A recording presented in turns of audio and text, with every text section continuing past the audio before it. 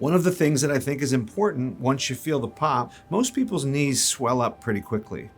And I believe that it's a good idea to drain the blood out of your knee. The blood does three things. It's very irritating to your knee. It's not supposed to be there.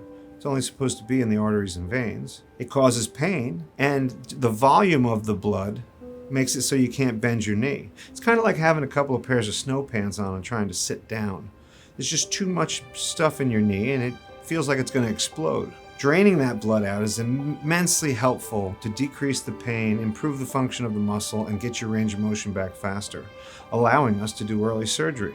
For a lot of people, they'll go to the emergency room because of the pain, they'll take an x-ray, they'll say there's no fracture, and then they'll suggest that you follow up with an orthopedic doctor. Oftentimes, you see the orthopedic surgeon, an MRI is ordered, and that reveals how much damage you've done, and then we have to start talking about whether or not you want to have surgery or go with therapy or possible conservative routes. In the interim, between all of those appointments and the MRI studies, ice your knee. You can take over-the-counter anti-inflammatories if you can tolerate them to try and keep the swelling and the inflammation down so that you don't lose a lot of motion. Remember, this is talking about just a generic ACL tear and not a more severe multi-ligament injured knee. So there's a lot of different variations, but for the majority of patients who just tear an isolated ACL, that's a pretty good approach. Some people will put a brace on and give a little stability. It's not absolutely necessary. Crutches for safety in the beginning.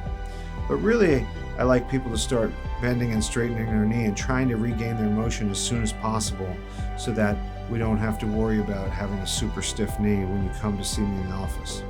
Once you get in the office, we're going to take a look at the MRI, we'll examine your knee and see how loose you are, and try and make a decision based upon your age, your activity levels, the type of injuries you have, as to exactly which of those options, repair, augment, or recon, is going to be best for you.